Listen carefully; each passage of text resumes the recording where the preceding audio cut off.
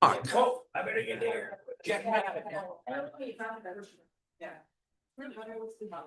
Okay, call to order, 1 o'clock on July 29th, 2025. And here we are, Community Economic Development Committee. I think most of us are here, missing some of our advisory people, but that's good. Welcome, Peter Dukakis, for the first time, WorkLink. Thank you. And you, sir, who are you, by the way? Hello, everyone. I'm newcomer in Sooke. I'm a professional community economic development specialist, expert with over 10 years experience in community economic development. And I work with rural and rural communities in Europe while working for the United States nonprofit, which has presence in 30 countries across the globe. So I was in charge of business support programs, local economic development, investment attraction, workforce development. Well, you're in the right place, sir. Thank you.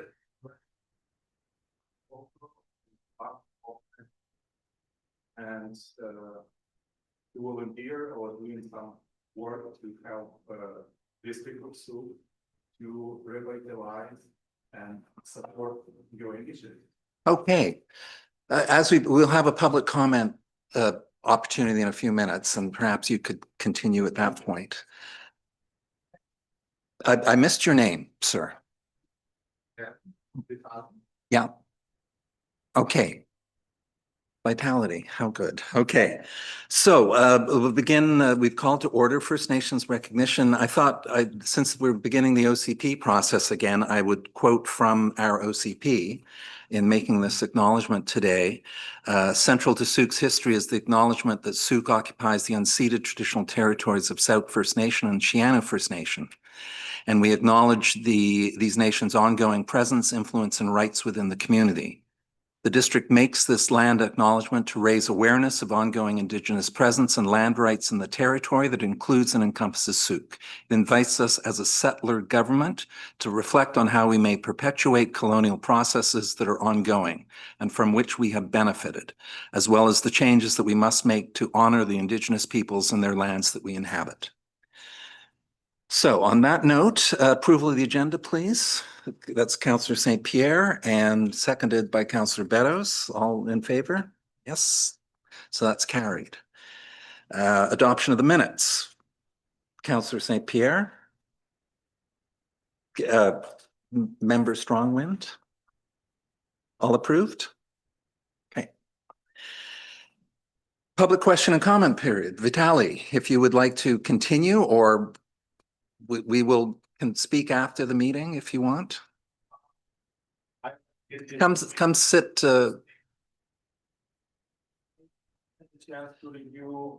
Please, yeah. Thank you. I sign up to emailing information is coming from the district of Sooke. So I had the chance to review some documents, drafts that I had an access to. I especially liked several initiatives about beautification, business beautification program pilot. And also I liked the initiative about micro grants to help businesses to establish pop-up markets, etc., etc. So if you're going to have a discussion here and it would be open for public, I would love to have some comments or suggestions to consider for. Now, unfortunately, our council procedure bylaw requires, this is the one opportunity for members of the public to speak to us. So, okay, let me be quick. And you have a 2-minute time limit. Yeah, okay. So beautification program. I liked the idea of allowing businesses to procure some eligible items, including planting. I would also suggest council to consider adding some items, eligible items like noise absorber fence for businesses as eligible item, noise barrier fence uh, noise barrier. Yeah, some cafes I notice have they are located very close to Route 14, for example, and they have like a lot of customers. Still, it would be nice for them to consider having like fences to make a barrier between the noise from the road and the. It would improve like quality of life and customer experience. And also, I was thinking about micro grants program. Now it is designed as a first come, first serve basis. And I understand the budget might be a limit. However, in future, the council and the staff may want to consider competitive basis competition. Yeah, just a few advices. I know they are mine, but overall, I would like to say thank you to the team, council team and staff team, doing great job. Overall, the living environment in Sooke, very nice. And I would be glad to contribute to discussions today and later on. Thank you.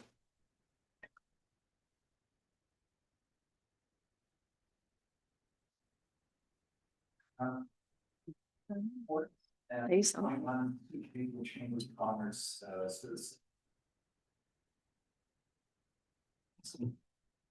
Thank you. So this report follows up on the previous discussion and council's direction for staff to work with the Community Economic Development Committee to explore a potential business beautification program. It's one of two related reports on today's agenda as staff seek to apply a specific scope and structure to the committee's really thoughtful June 2nd discussion. More specifically, one of the options, if staff heard the committee correctly, was to consider the role of the Chamber of Commerce in supporting a business beautification program and to provide specific monetary context to inform that conversation. With that in mind, I'm pleased to present a draft outline for two proposed microgrant pilot programs that support local businesses. One, a community vibrancy microgrant pilot program. It's a program that fosters collaboration between businesses as well as between businesses and not-for-profit organizations. And this program would be open to businesses across the municipality. Second, a town center storefront beautification program, pilot program, which would be a targeted initiative focused on revitalization within the town core, acknowledging the limited resources that are currently available. I've met with the executive director of the Sooke Region Chamber of Commerce, who has expressed support for both pilot programs and the associated changes to the Chamber's 2026 service agreement. Additionally, in response to the committee's expressed interest in being more active in the delivery of community economic development, one of the recommendations before you today is to consider recommending to council that the committee appoint a designate to work alongside the chamber to support the implementation of these pilot programs. Further, following a review of the current service agreement and based on the committee's feedback on the importance of geographic inclusivity, staff held discussions with the chamber regarding how to broaden the delivery of their networking events. This led to a recommendation that the chamber coordinate a minimum of 12 business networking events annually, hosted across at least 5 different venues within the district. This would help strengthen collaboration, accessibility, and visibility for the local businesses. And we also discussed that this would aid in expanding their reach outside of the town core. With that, I'll leave it for the chair to lead the committee discussion and with the recommendations on the screen. Thank you. So let's begin. Let's work through these motions in order. So coordinate a minimum of 12 business networking events. Now, we have a chamber board member here. Gwen, are you also on the board of the chamber? No, you're not. Serta. And I believe you already undertake quite a few business networking events. Is that correct? Yeah, that's correct. I don't see this being an issue. We already do quite a few networking events in the community already. So I think I did talk to Deb about this plan and she is in support, as Christina mentioned. So Okay. yeah. Well, let's move that. Shall we do this in component 3 parts? Yes. Okay. So we'll move the first recommendation here. I'll begin with the introductory paragraph that the Community Economic Development Committee recommend that council direct staff to amend the Sooke Region Chamber Service Agreement in 2026 to include the following program elements. So number one is coordinate a minimum of 12 business networking events annually hosted across at least 5 different venues within the district to strengthen local business collaboration, accessibility, and visibility. So Councillor St. Pierre has moved that, and Gwen Fisher has seconded. Comments? Yeah, I just had a question. What if we're looking at 5 different locations, what would be the sort of maximum or minimum space you would need just so these businesses that might be able to offer location, they kind of know what to expect in terms of how many people come to these meetings or? Right? Christina first and then, no, okay, Gwen. Yeah, no, it's good. I don't have anything to add, so I'll Oh, defer to members who've participated in these events. Yeah, have you hosted at your business? Yeah, I just thought I'd ask about the businesses that. I just thought I'd ask if there's other businesses that might be too small maybe to host, that yeah. they get a better idea of if they can host, so. I've been to one Yeah. years ago when the DeRoches had their art gallery and framing store, and it was small, and everybody just stood around, and it was like a stand-up event, and it went over really well. So I think businesses, just fuller they are, the better. I think they So need to work. Catherine, your breakfast brainstorming and the newcomers happy hour, where are those held? Typically, those are held at the West Coast Grill. West Coast Grill? Yeah. Okay. All right, well, I guess on the chamber's shoulders, it will be to diversify your locations and come up with, and I think Scott's volunteering to be on that list.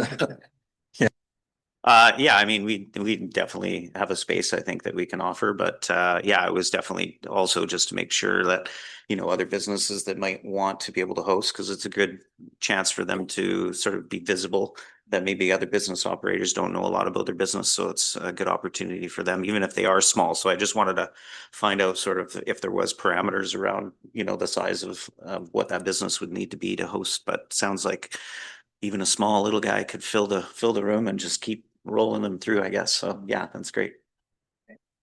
Question? Yeah, no, Comment? more of a comment. Like I'm agreeing with Scott here. I think that the more businesses, and of course it'll be up to the chamber how they want to do this, but obviously I think that you'd be serving their membership really well by just providing that visibility, getting people out to lots of different places, obviously providing the income because you're going to serve the food and so on. There's going to be boosting sales and so on and so forth. But you know, spreading the dollars makes a lot of sense, I would think, as much as possible. And I've seen the chamber events at the Harbor House as well, I believe, and Cafe Vizino. So we have some good locations. All right, so that's, we have a motion on the floor. Did someone move that? Yes. Okay, so let's vote on that first component part. All in favor? Yes, okay.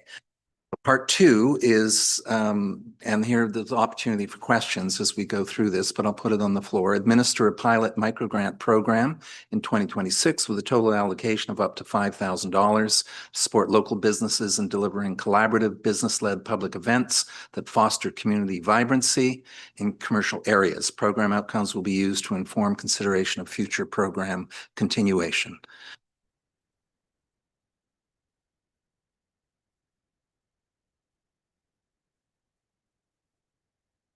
Second by Councillor Beddoes. Okay. First of all, I move the motion and we can just Yes. discuss as much as possible. I'm not trying to move it fast or anything like that. One thing that I felt might be missing here is just if it was possible to actually encourage younger people through the language in what's here. Because at $500, if some young person has an idea, they could really use that to try and, you know, do something interesting in terms of a pop-up or a one-shot or, you know, farmer's market or whatever. But I think that encouraging youth in entrepreneurial pursuits is actually a really good thing for Sooke to be doing. So if it was possible to include some language around that. Okay, through Christina, do you have any thoughts on that? I think I'll just take notes if that's okay with the chair, just as we go, and then we can circle back at the end for next steps. Questions, Gwen? Question, my brain can't wrap around this completely. So it would be if a business, to encourage businesses to allow another business to come in and do a pop-up in their location? Is this what this funding would be for? Like, I'm not really, somehow I'm lost on this one. Christina? Could be a combination of things. So a business to business example would be the Heritage Row businesses and Right. how they collaborated last summer to do their pop-up. And they that group had expressed some barriers into sort of launching that program where it required an individual contribution between each of those businesses, and that just extra layer of coordination. So in the sense of the hope is that through this microgrant program, it would alleviate that one barrier to hopefully allow more businesses to do more of that. And then to offer another example, I think on the not-for-profit side, where Sooke, of course, has such a tremendous not-for-profit sector, it could hopefully help support some collaboration between local businesses and maybe local music groups and arts groups. So children's to the youth component in a different frame, partnership with some of our local youth arts performance groups to showcase and spotlight them through local businesses that are also creating that event vibrancy, just as a couple of examples. Okay, got it. Yeah, I would think that something like your market the other weekend Mhm. would qualify for a $500 grant, because you were giving a pop-up opportunity to how many vendors? Many, 15, 15 vendors. and that was a fundraiser. Fundraiser too, okay? I was actually curious if there was interest in getting buskers, for example, to areas of Sooke to just play and make it more interesting. Vibrancy, it's exactly what this is, arts and vibrancy. Hmm. How would that happen? I mean, can an individual busker just say, can I get $500 to come and play for a couple of days? Or how could we actually make, it feels like this is possibly well suited to maybe being a route for that sort of thing to happen, but I'm not sure what the mechanism would look like. Christina? I think that's the beauty of a pilot program is to let's put all the ideas and all the creativity out there, and then we can work through the details. If I'd suggest that sort of approach to the brainstorming, just given that initial discussion that we had on June 2nd and all the thoughtful ideas that you guys had, so we can put it all out there on the table and then test the waters and work through the details. If that makes sense. Yeah, because I'd love to see a buskers on the pier, just to be honest, that'd be I think one of the keys here is a must follow bylaw. So if you had a busker on Main Street, it might be an issue. Councillor Al, as the second of the motion, I should have let you speak. Well, thank you very much, Chair. Yeah, I go with what Christina said. Let's give it to the chamber and let them sort it out. This is a pilot project.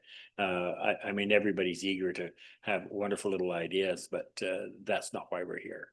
I mean, let the chamber sort it out. They've got the contacts and the people. This is an initiative to get some money so things can happen. If nothing happens in a year, obviously that program's a failure. But I think we just let them look after it. The other question I had was, with this hotel tax, I don't know when we actually get some money. But we're getting money. It is through. Could not the hotel tax pay for this as opposed to the district coffers? Question. Staff. Gail, is something like this in your tactical plan for year one?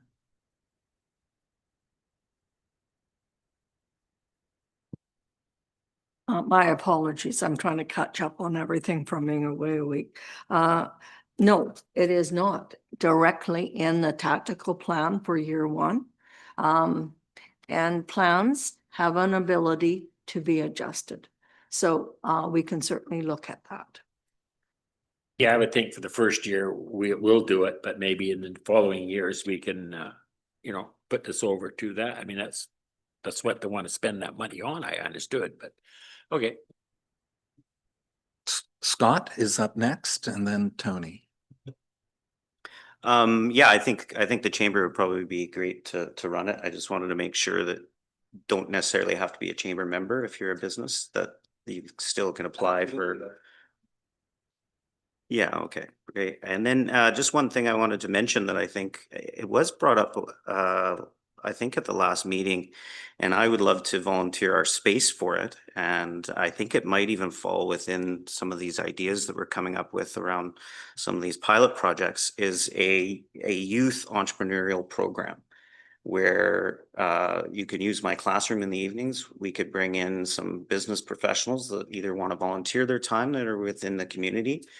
Ask that you park that idea till we get to the round table. Just so we just get through these, this business portion. Absolutely. I'm getting tougher in my old age. Just.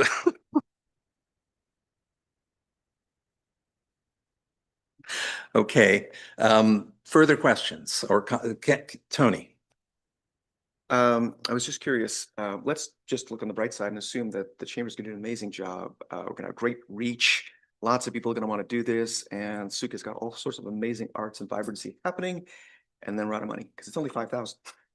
What would happen at that point? Can the chamber come back for more funding, and what would that look like?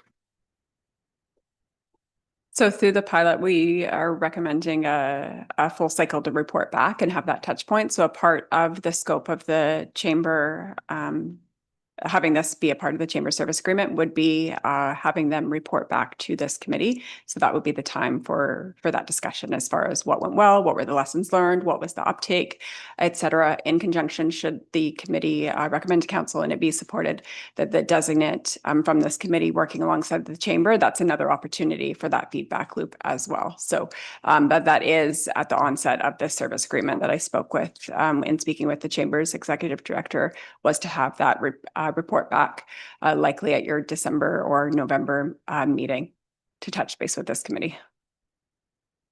Okay, can I follow up on that? Yeah. So opportunities for adjusting pilots or adjusting programs would only happen on a yearly basis? Is that what I'm understanding, or? I think that as a pilot program, we need to get out the gate first. So we have to start somewhere. And this gives us a springboard to start. And then as we see how it goes, I think I would suggest that we cross that bridge as it's approaching, maybe. Okay, so it's not necessarily yearly, it's in flux because it's a pilot project. Exactly. Perfect, Correct. thank you.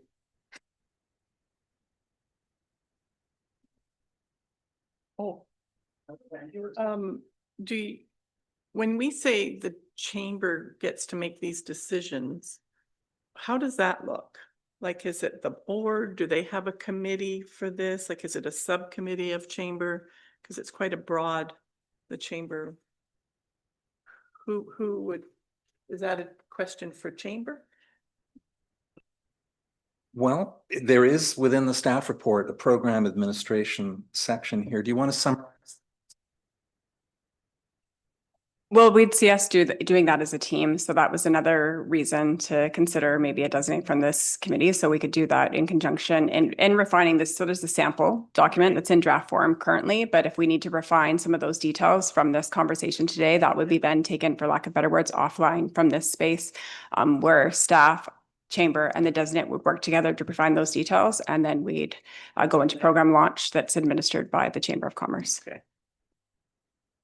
Because we are getting to the point, I think it's the next slide, we will see that the committee may wish to appoint a designate to support this work. So this could be potentially you, Gwen Fisher, or Scott Taylor, or another.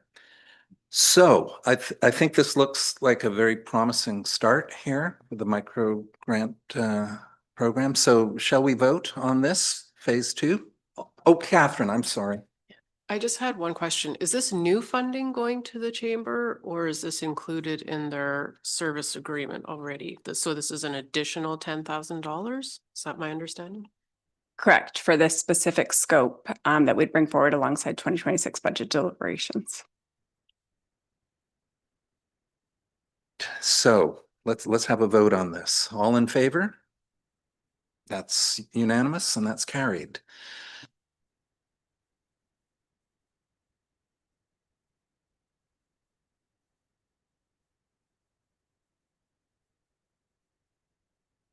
Okay, item 3, administer a pilot microgrant program in 2026 with a total allocation of up to $5,000 to support town center businesses in undertaking storefront beautification projects that enhance the pedestrian experience and overall streetscape appeal.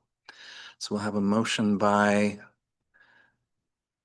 Councilors Tony and Al, the tag team. Okay, Tony, off you go.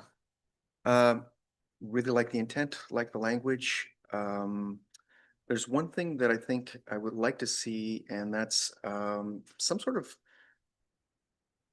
emphasis on how to connect paths. So a lot of the businesses in the town center are adjacent, but have fences in between them and no actual connection because of that.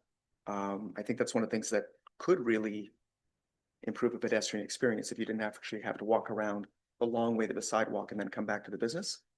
So we're looking here at, beautification and enhancing pedestrian experience. If we could avoid detours or encourage businesses to work together to beautify, create nice looking paths, potentially have them well lit. I know there's some concerns over vandalism and theft, but the more a path is used, the less likely you are to have that sort of thing happen. So I think that if we can actually move in that particular direction, and this is a great, it looks like a great source of funding to start helping businesses do that. So. Al, is the second? Yeah, it's like the others. Let's give it to the chamber, and there's people in this room that are interested in it that can volunteer to be that support person. So yeah, it's just basic, simple. Let's see where it goes. See what the chamber can do with it. I'm sure they'll get lots of ideas from even the gentleman that spoke earlier.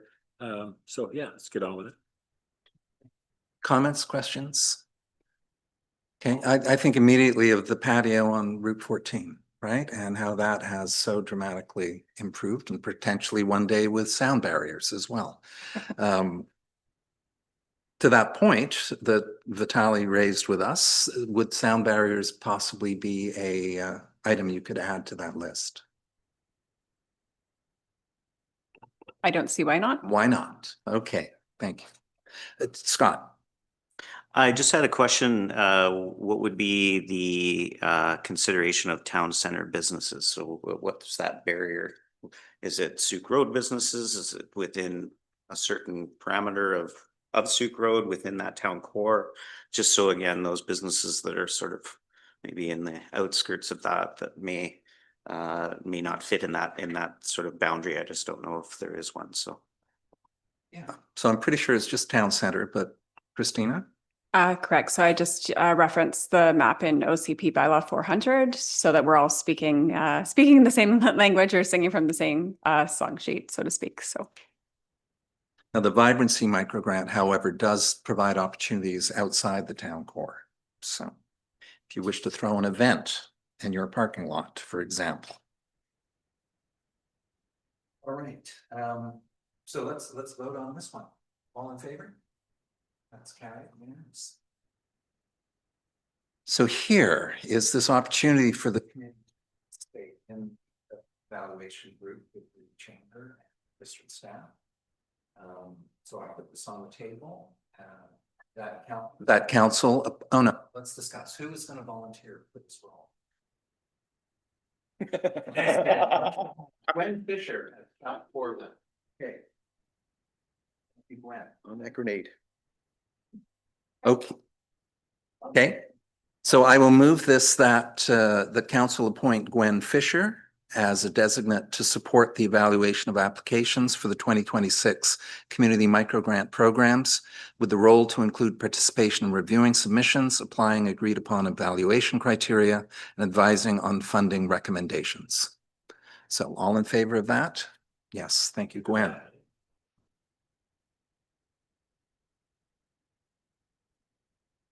What? Who's going to move that? I'll move it. Thank you. Al, Scott has seconded. All in favor again? Yes. Okay. Thank you. And finally, and that this appointment be for the duration of the 2026 pilot programs, reporting back to the Community Economic Development Committee in Q4 2026. Motion by St. Pierre, Beddoes, all in favor? Okay.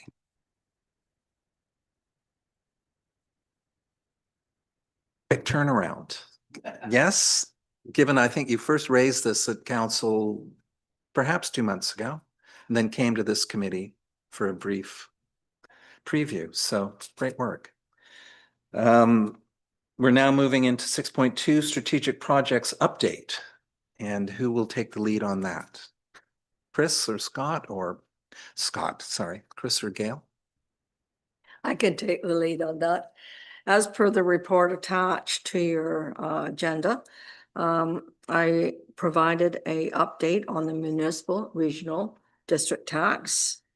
In addition to the Sooke Region Business Services Co-op and the Wanda Fuca cross-border tourism investment strategy. I'll start with the MRDT.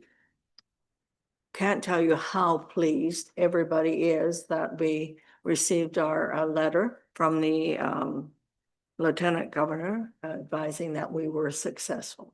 It's created huge amount of discussion, lot of misinformation, a lot of good information, and a lot of new ideas how we can spend money. But we have to follow how the application was presented to the province. That's how it was approved or why it was approved. And so it carries a 1-year tactical plan and then a 5-year business plan. Very safe to say to everyone here, all our planning should be focused around the lowest dollar amount that we anticipate bringing in. Potentially, it can bring in a lot more, but it's not safe to do any discussion around over and above what we see as the minimum. So I'm going to say around 400 to 425,000 is how we based our application. So there's lots of discussion to take place. A lot of internal discussion first. It's very new, very recent. And senior staff with the district of Sooke want to wrap their heads around it. Christina Moog, Rachel Gray, Rose, is it Louis? Lou, Lou, Rose, our financial, chief financial officer, and myself, as well as Chris Marshall, who I report to, will be having a very, in fact, tomorrow we'll be having our first discussion on the MRDT, what we're committed to do in the 1-year tactical plan. And the biggest thing is trying to decide, do we have the capacity internally to handle the work that comes along with it? I've always known we don't. Because if I were to take that on myself, I would not be able to do the other work that I'm required to do. So we have to really have a good discussion around capacity. Do we look at hiring internally? And I wouldn't know how many hours a week that would be yet. We have to discuss that. Or do we look at contracting it out to a professional tourism organization that has experience managing the MRDT functions, not all of it, but certain functions, and have that experience on Vancouver Island with a number of communities. So those are the discussions we have to have. If we do decide it's best to go out and contract, we will have to go through an RFP process. And that will take a little bit of time, but we do have time. They want us to start implementation of the MRDT as of November 1st. That will only give us 2 months, November and December of 2025, to see what can come in from that. And that is slow season too. So it won't be a very good figure to judge anything by. I think we're going to have to wait until we get into the end of the first quarter of 26, which still is low season. So we'll really see the benefit of it when we get into the higher season. But one of the things I want to make very, very clear, because it seems to continuously get misunderstood.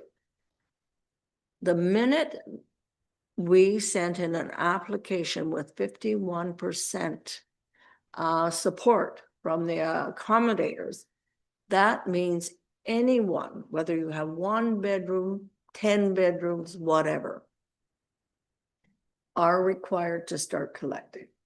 And there will be a process in which we will have to meet with our accommodators, bring them up to speed, get them versed with the provincial online platforms for reporting, etc. So a lot of work to be done, and we have to do it quite quickly. So we have to make sure the one decision that needs to come up right away is, how are we going to manage it internally, externally? And that will, I believe, will be a very big part of our conversation tomorrow. So that's all I can give you on it right now. But it opens up a whole new world for the district of Sooke and for our businesses. It's not just accommodation or, it's retail, eateries, everything. So, very excited. And yes, it isn't just like a lot of people think, well, it's just for tourism marketing. It's not. It can involve wayfair signage, which is wayfinding signage, which is very important for connecting our trails and pathways and walkways and stuff like that. Beautification, that's part of it. There's also maybe, and this for CERTA's information, if possible, leading up to the FIFA games. And if we were to benefit or try and benefit from the visitor economy that's going to be created from FIFA games, some of that money could maybe be targeted there as well for promotion. So there's lots of opportunity. There's not going to be any short of asking for how can we use it. We just have to manage it very diligently. And we do have to follow our application process through the plans we provided them. If not, it can be taken away from us. Yes. Thank you, Gail. So we have a 5-year agreement. Yes, Yes, to 2030. right. And your message is we must crawl and then walk and then run, all in due course. Okay, so Scott and Al, in that order. Hi, Gail. I was just wondering if we could look at maybe some other communities, like, I don't know, some that have done really well in the last 5 to 10 years.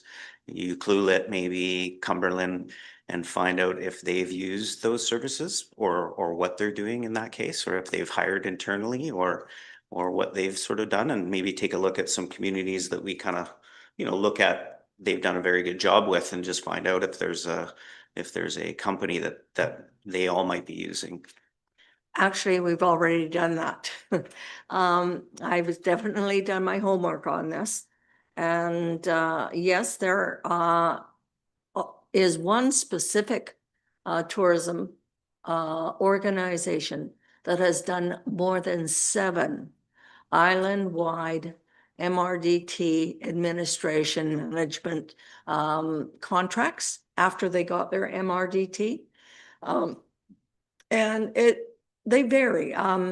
Some communities might have hired them for 1 year, some for a little bit longer. And those that have hired this one organization for, say, 2+, 3+ years, are starting to look at maybe not needing them as much anymore because they're on top of the game, they know how it works, and they can do it internally. So it's all a moving target right now, but yes, we've done our homework. We know who's out there, who's capable of doing that. There's about 3 that I can have in the top of my head. I don't want to mention names right now because it will have to be a fair, open, transparent process. Okay, Al is next, and then Catherine and Tony. Yeah, I remember back in when we discussed this at the venue, I think it was at Legion, there's a certain percentage that can go to that administration. Yes. Can you please bring us up to date what that percentage is? And I guess it depends on how much we're gonna bring in.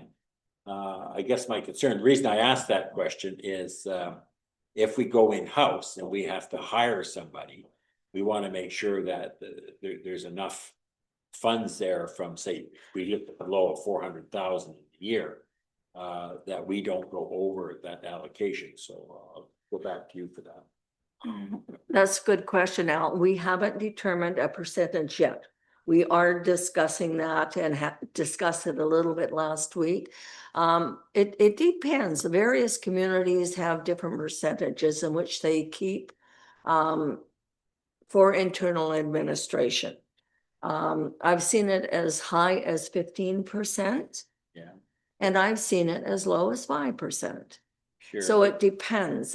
This is a discussion we do have to have internally and determine what percentage we will need to, if we decide to do it internally or externally. Well, I guess the reason why I'm asking this, the clock is ticking. We're gonna be on the ball in November and December.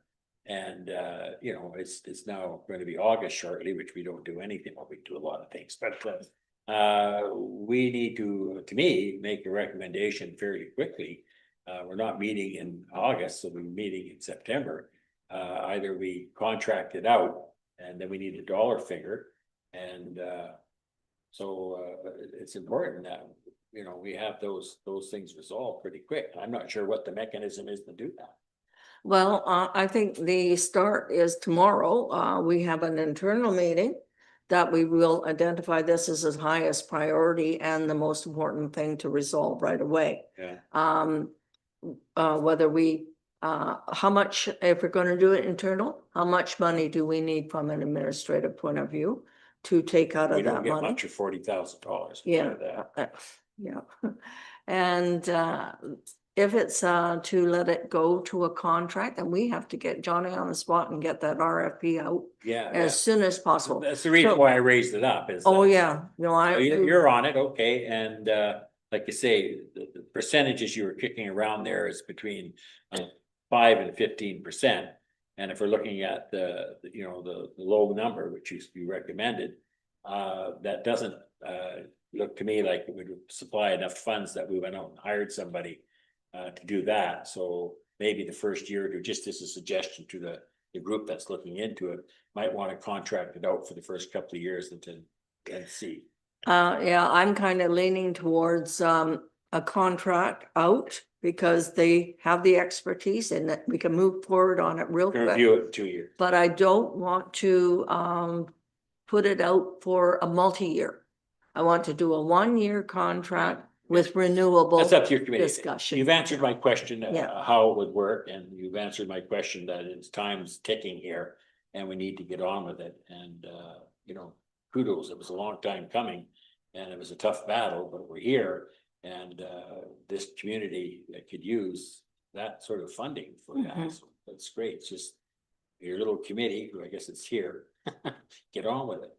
Okay. Okay, message received, I think. Okay, Catherine. Just to add to what Councillor Beddoes mentioned, I think if it does go to tender or RFP, it should go to a local organization or person. We desperately need local jobs here, and First Nations and capacity building should be part of that contract. Thank you. Just a clarification, we run into problems when we restrict when we go out to because then Langford starts doing it, then Lake Cowichan starts doing it, then pretty soon everybody's doing it. So, you know, you try and keep it. I'm just, you know, we've run into this problem before, but good point. May I respond to Yeah, we that? have a procurement policy that is on the website and is worth having a look at.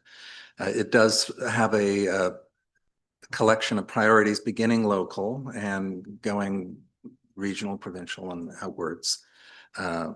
However, there is a set of criteria. I was just gonna say, our region really is the South Island.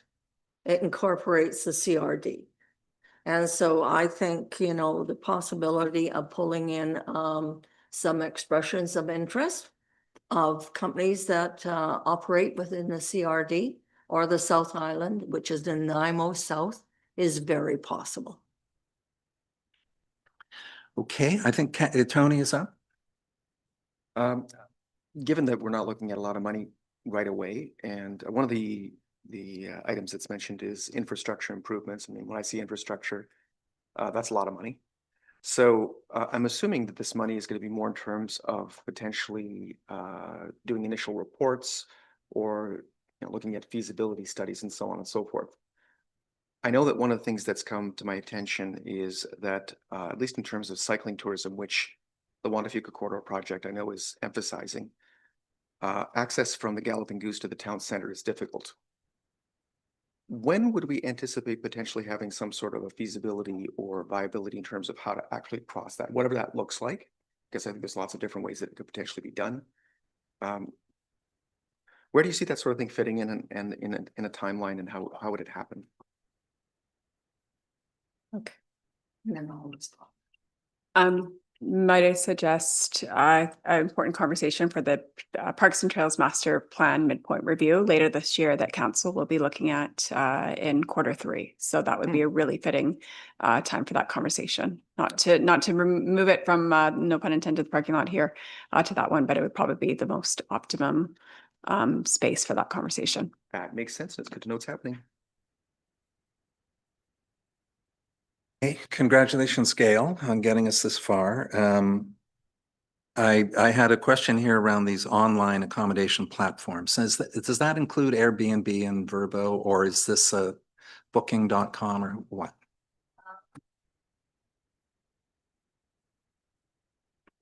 Yes, it includes Airbnb, VRBOs, etc. I think the province tried to make it as simplistic and easy as possible, no matter what kind of accommodator you are. And so that platform is available to all of them. Keep going back to this 2026 tactical plan, which of course is a draft plan, but I hope everyone will have a chance to look at it, perhaps on a future agenda as you start honing in, because it's filled with some very creative, development of photo libraries, and the basic marketing materials right up to the number 13 product and experience enhancement. Collaborate with Sooke Fine Art Show on a cultural enhancement program, highlighting local artists and Indigenous heritage, to which $20,000 is. So anyway, it's a really interesting tactical plan for year one, and there's a 5-year strategic plan as well that goes with this. And lots of pieces are being set up, so we will crawl pretty effectively and quickly. Yeah, I just to like to upright. point out that the tactical plan, the 1-year tactical plan, yeah, it's ambitious, no question. But we had to put in some dollars, and we had to put in some ideas and thoughts and possibilities. Not all of it will likely get done, but we'll end up, through working with some very experienced people, be able to zero in on what we can do. Comment? Gail, if we found through those committees that there were some other opportunities that were identified that might be better opportunities to spend that money, is that still on the table, or do we specifically have to follow that plan? I'm not saying that plan that was created is not a good plan. I'm just saying maybe there's somebody in the committee that comes up with a really great idea. Can we steer to that idea still, or is it pretty structured now at this point? My understanding is we'll try and stick handle the 1-year 2026 tactical plan. And through the discussions, if any new ideas come up, that would be something we could adjust the 5-year plan on. And if it rises to the top higher than some of the others, I mean, plans are blueprints. They're just a guideline. And they can always shift and change depending on what the priorities are. We never know what is coming down the pipe anymore, and it can come down pretty quick. So we have to be flexible, but they have to be able, any project idea, any idea has to fit within the parameters of MRDT spending. Gwen? Have a question. I just want to validate Gail and all the staff for all this hard work and pushing this through. It's long overdue. And any time I've sat years ago on committees for tourism and chamber, the number one thing is money and consistency. So as soon as a board changes, there's different energies and ebbs and flows. And what I've said in every strategic meeting we had with Destination Canada and Destination BC is if we get this MRDT, we can have an administrator, whether it's in-house or however you choose to go with it, part contract, part in-house, it's a win-win because we'll have our town advertised properly. You look at Cowich and go on Instagram and see how other communities that have MRDT, and you can see the professionalism, the consistency. We've been based off volunteers who are already working 12 hours a day to keep their businesses going. And to have this opportunity is a game changer for our town. So thank you. Well said, Gwen. Yeah. And it's worth noting in the strategic plan, there is an organizational structure and governance, speaking of an advisory committee that will provide input on finance, marketing, industry development, and emergency preparedness.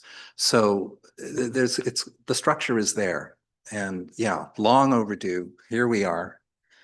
It's quite a red letter day. Well done, Gail. Okay, but you're not done yet. You're moving on to the Sooke Region Business Services Cooperative. Thank you, but it took way more than one person to do this. And I do appreciate everybody's hard work. Okay, going on to the Sooke Region Business Services Co-op. We're at a point now where we need to hire somebody to help us out with finalizing the last details. The last details incorporate finalizing terms of agreement between potential supporters for the whole project. This means agreements with Van City, agreements with Women's Enterprise Center, that sort of thing. But because it has basically fallen to 3 people for the past almost 2 years, which is Deb Shank from the Chamber of Commerce, Peter Dukakis from WorkLink BC, and myself. And Tandy Williams also from WorkLink BC. We all are very busy people, and trying to get this whole thing done without some extra help is challenging. So I've been in discussion with our WorkLink Chamber and and the District of Sooke are the directors for the cooperative. We're incorporated. And in discussion with the 3 directors, it was agreed, yes, we need help. So I have requested that I can dedicate some money from my CED funding to hire somebody on a very part-time basis, limited number of hours, to help us get to that point.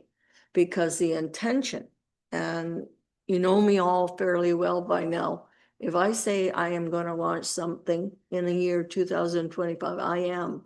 So we haven't got a lot of time left, and I want to see it launched. Our hope is that it will be launched in Q4 of 2025, which means it'll have an open door located at WorkLink BC on Church Road. There will be somebody that is a staff person that will be able to meet and greet clients. And we can start the whole process of connecting these clients with the types of business support services that they need. So I am dedicating between $5,000 and $7,000 out of my budget to hire a local person with the qualifications to look at legal terminology that must go into the agreements, because we're going to need a variety of agreements. It'll depend on who the partner is. For example, Van City would probably need a different type of partnership agreement than a government organization. So those are the little things that we have to sort out. But basically, we've got an excellent plan. It's a little bit long. We're trying to get it shortened down. And that's the other thing, who we hire will be charged with is reducing the 50-page business plan, which we figure not too many people will read right through to the end, down to about 5, less than 10 pages. And that will be tabled as well very shortly. I am going to ask if Peter Dukakis would like to make any comment, because he is a director on with the project. Have you any comment you'd like to make, Peter?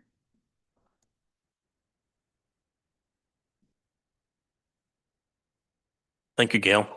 No, I just want to give Gail credit where credit is due. We're all very busy people, like she said, and she has taken she's taken control of it several times to get it back on track. I think we're very close. We're very committed to supporting the program with the space, with the resources. And this is just our last step to clear it. And I'm excited about this happening in Q4. It's going to make it, it's going to work. Yeah. Thank you. I will tell you that this has garnered a lot of attention from a lot of organizations, right from the federal government all the way down. This has never been tried before as a cooperative, as a small rural community cooperative, and they see it as a best practice example of what might be shared throughout rural BC and smaller communities that don't have a community future or don't have a women's enterprise center or a futurepreneur office. And there's many little communities out in BC that don't. For them to travel long distance into a larger urban area for those services, sometimes it's just not possible.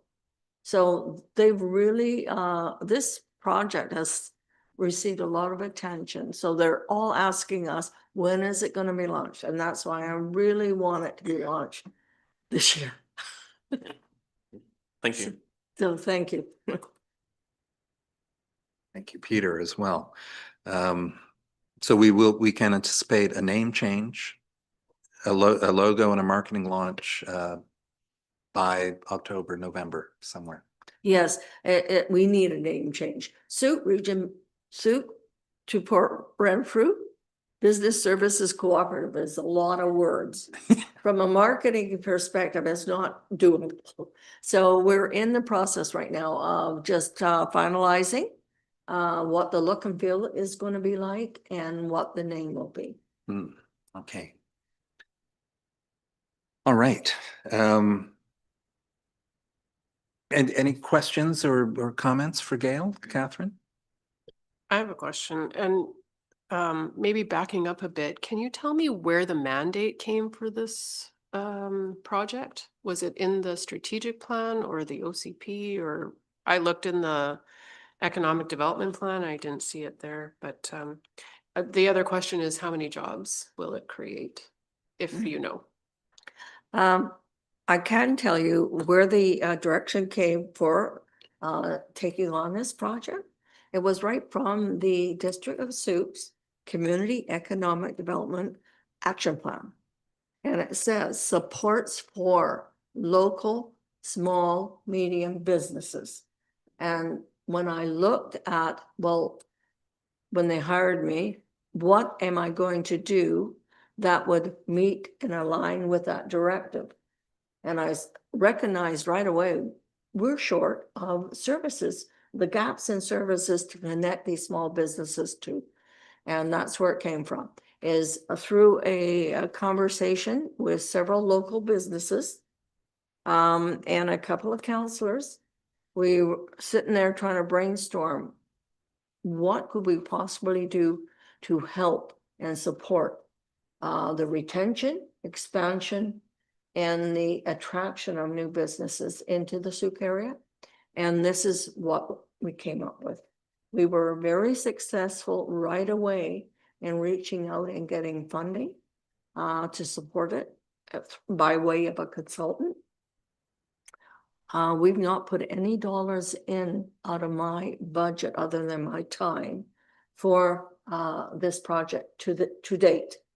The first bit of money coming out of my budget is going to be to hire this professional person. So that's where the mandate came from. And how many jobs? Well, I can tell you right now, it'd only be about one, which is the frontline person. But as it grows and as the demand grows, there's potential to increase so that you have other business support advisors. But the idea behind it is not so much large job generation. It's more about helping those businesses retain and grow. And that's where the jobs come from. And that's hard to pinpoint how many jobs that might mean. Yeah, small and mid-sized businesses. So there's no horizon on that can infinite. I think it's important to note that we are the second Community Economic Development Committee here at the district, and the first was launched in 2021, and it met. I think Peter was part of that committee, and it met for a good 18 months, and all sorts of things were developed, including discussion of this kind of work and initiative. Identified metrics for measuring our CED progress, home-based businesses, food security. They spent a lot of time developing the strategy and action plan. And they came up with a draft RFP for employment land strategy, which is on our mandate. And they also, what's the other key piece? Oh, the Development Corporation. They had a introduction from an Nanaimo Development Corporation. So there's a lot to build on here that we're continuing, and you're being delivered now by staff. Any further comments? Oh, Tony, blind spot. Yeah, but. What I'm curious about is actually what kind of supports might be available to help replicate the success of Cafe Bozino. So Cafe Bozino. So you mentioned that, it's seen as a rather amazing success story in the community. We had a business that potentially was going to disappear, a well-loved business. And so retaining that business was something that community members took on in the form of a co-op. It feels like I've heard you say in the past that that's something we want to be able to replicate. Do we expect this particular organism to have the supports? I know personally that trying to form a co-op is actually extremely difficult because resources are often hard to find. They're not as well supported as a standard business. So if a number of community members were to come to this space and say, we have a business that's leaving, we want to try and get together and support it. Is that something that could be happening here? We're looking at various financial models to support the organization and ensure its success and going forward. Right now, we're looking at membership fees potentially. Trying to remember, but to answer your question, Cafe Vecino launched before or during this planning process. Initially, we had hoped that Cafe Vecino would be part of our client base, but theirs was an urgent timeline need. So they've gone out and they've struck their cooperative. They have received the same funding as a professional consultant from Cooperatives First Canada to support them, and they're keep going on it. And you can see they're trying so many different new things to build their revenues and to sustain themselves. So yes, this organization would be open to having a group come forward and say, well, we've got a business here. We need to find out how we can support them so that we don't see closed doors. You don't want to see closed up window fronts in any community.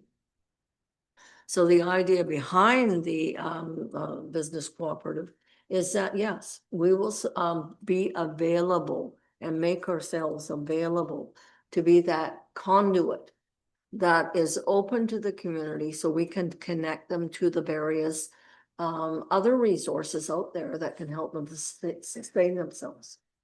I think that's excellent because I had quite a few people come to me over the years with, we would love to have this particular business, or we want to buy that out, and trying to get themselves organized is challenging. People don't know how to do it. They have no idea what other resources, they don't know about cooperators to basically provide funding. If this entity could actually provide that kind of support, the best way to build a business is not to lose one. Yes. So this is really excellent news. So this is to help people start up or retain.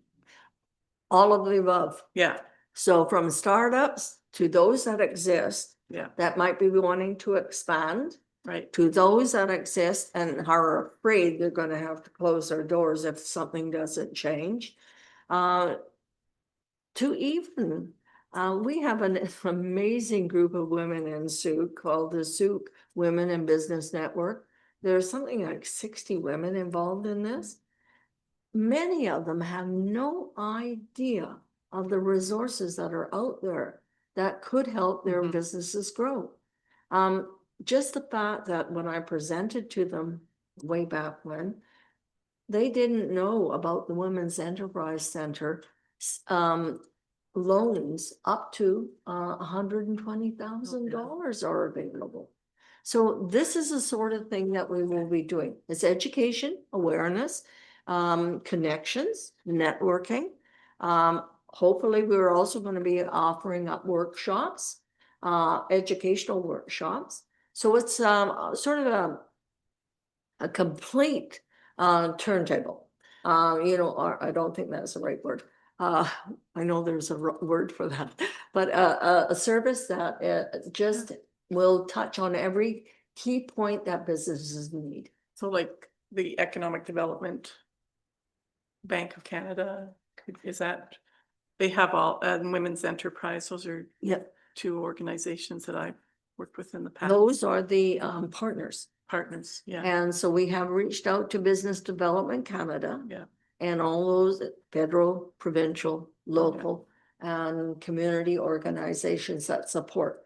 And so we have potentially between 6 and 9 of those organizations waiting to sign on the dotted line an agreement with us. They will provide the supports, we provide the client. Some of them will get a referral fee. Some of them we won't. So it'll just depend how we write the contracts. It's very exciting. The other thing I want to mention, what Tony said was, or as well, the Women Enterprise, women I've talked to through there. There's a lot of people wanting to start up, but there's not enough commercial space.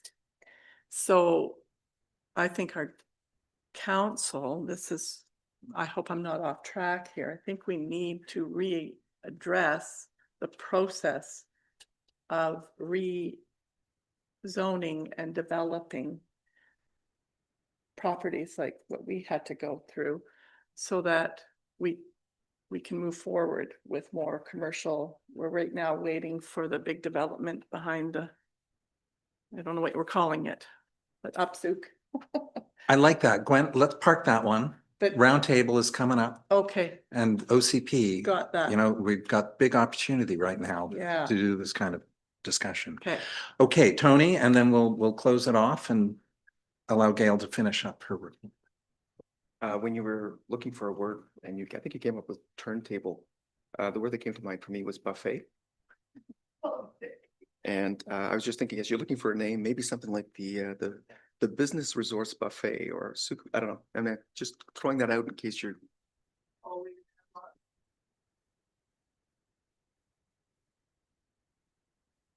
Okay, thank you for part 2 of your 3 parts. So now we're on to the Wanda Fuca Cross-Border Tourism Investment Strategy.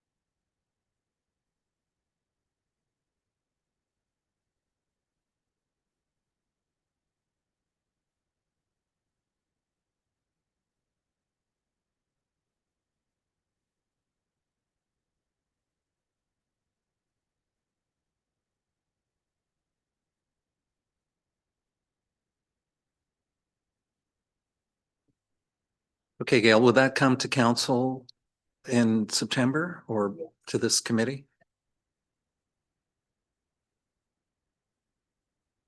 Oh, sorry. I'm pretty sure it'll be late August before we see the final report. There's some KPIs that are just not doable. And so we have to be realistic about that.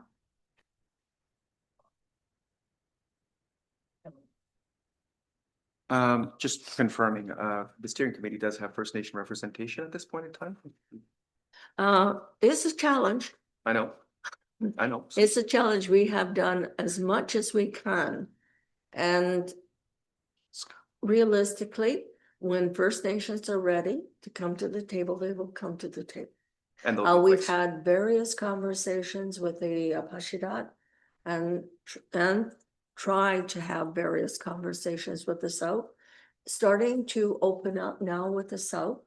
On our steering committee, we do have a First Nations representative, and she's extremely well known.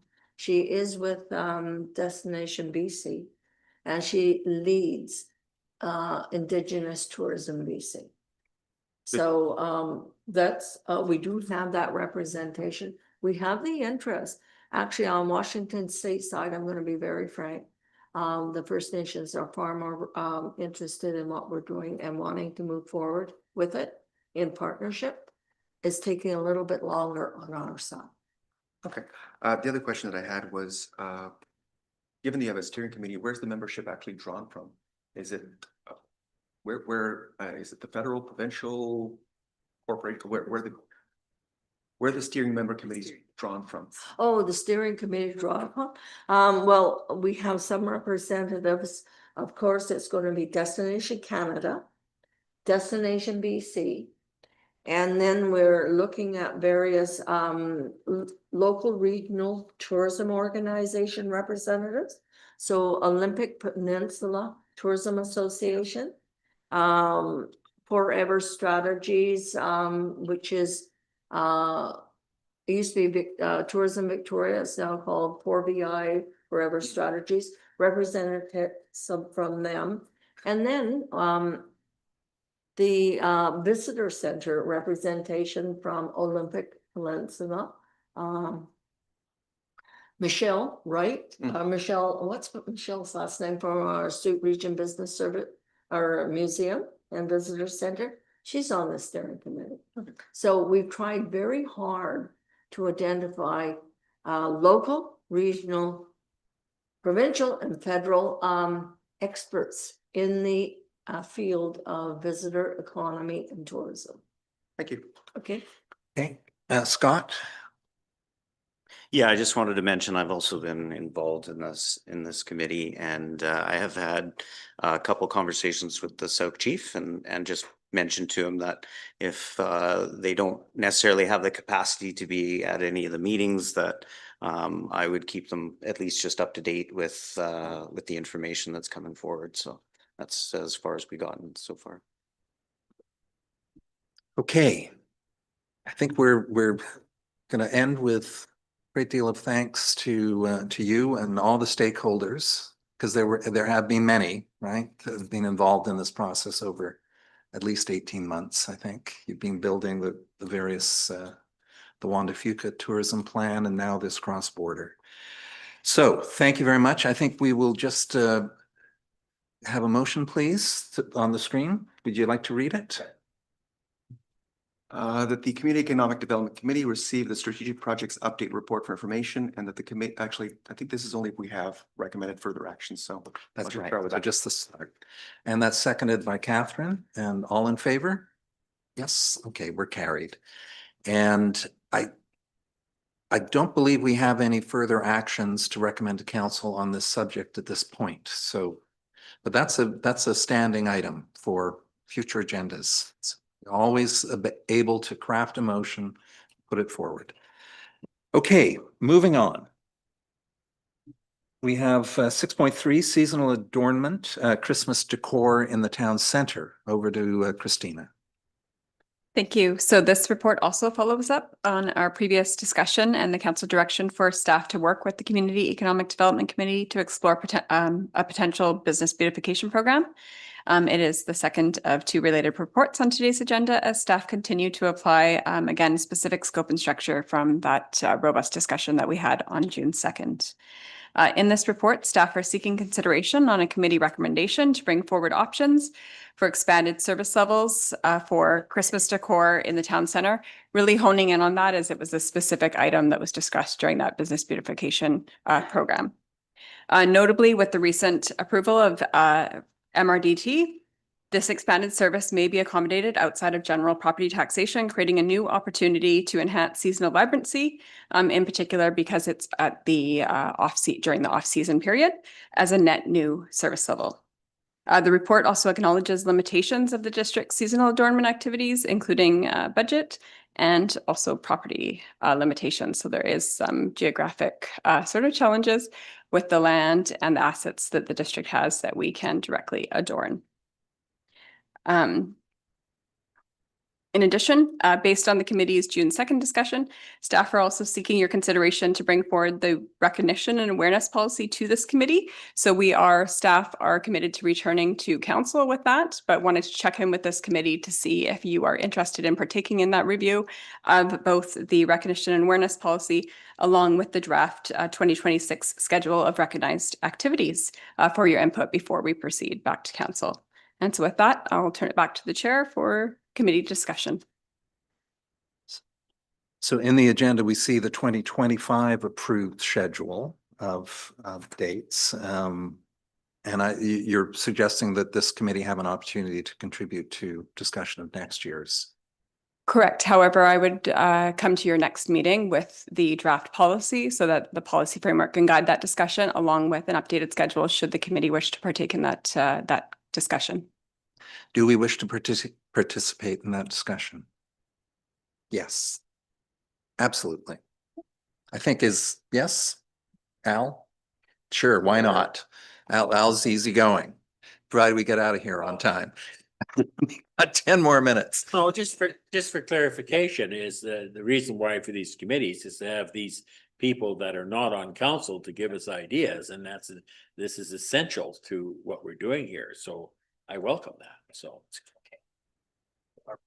okay. So to the Christmas decor issue here, I think, I got an email back in December 7th, 2024. This came from a business owner in Heritage Row, and she was delighted to see the Wadham's Way decorations. So the background on that is many of the town center decorations were moved to Wadham's Way because of the Santa Parade rerouting. And she was concerned that the town center was not getting the seasonal beautification it needed. So I think what we're seeing here is a reality check on how much can be done. Whereas at the same time, my question to you would be, can those decorations on Wadham's Way be repurposed after the Santa Parade, a portion of them, and moved back into the town center for events like this woman was involved, like Gwen, with what was it called? Noel night? Yes. Yeah. So there is Any thoughts on what I've just rambled? Certainly. So our manager of parks and facilities sends their regrets today, but that's Emma Taylor. So I did meet with her to discuss this. So there's a lot of factors and consideration that go into that. We have equipment limitations, we have staffing limitations. Anytime that you're moving lights, there's another cost associated with that. In this case, there's a direct additional monetary cost because we do have to rent equipment to be able to move those locations. So the thoughtful planning with a very, very lean budget is Emma's working her magic, but going, I really can't do more. She's sort of exhausted a lot of creative solutions, but that's, like you said, honest reality check. Yeah. When? I'm just wondering until MRDT gets into place and maybe we can use some of that for the off-season beautification, like our Christmas downtown. We are planning a bigger Noel night because more people want to be involved. Maybe it's time businesses step up and maybe jazz up their businesses a little bit. We know that district doesn't have power to the poles, so it's not as easy as just putting up lights, right? If we could work at one point with maybe engineering or whoever it knows about how it can be done downtown and what areas we're allowed to decorate. We can all pool together lights that sit in boxes in our basement. We did it years ago when we did the Spirit Fest. We lit all of Ed McGregor Boardwalk with lights, and most of them were donated. We had a small budget for that. So I'm just thinking for this year, it's, you know, I think maybe we could ask the businesses just to do a little embellishment, and maybe in the future, once we have a bit of funding, we could consider that then as an application. So of course, we have the micro grant program and when I didn't ask this, when do you anticipate a launch for that? We're looking at 2026. Okay, Yeah. So all right. So we're just Yeah. not quite there yet for this coming year, because we also want to ask choirs. We're trying to get costumes, ask choirs to come, and I guess this is roundtable discussion, isn't it? I'm going off track here. Like this thing on the street corner, like to kind of bring some festivity downtown. And we're also as a committee trying to figure out, how do we get people out to this area? How far do we go, you know, with leaving businesses out? So these are things that we're all working on. But as far as beautification goes, I think this year we're just gonna have to go ask for secondhand stuff. Just do it ourselves. Well, I see.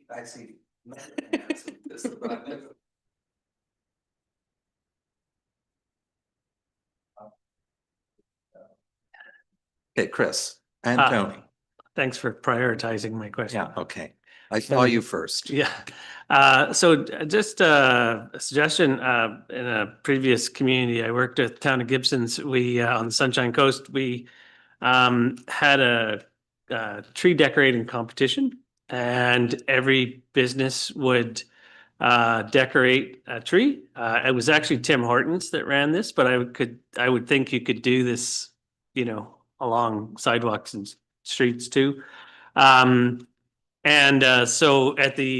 So then the district, it wouldn't be paying for the decorations, or even the trees. And then at the end of the season, the business takes their decorations back, puts them in a box for the next year, or they can do it different the next year.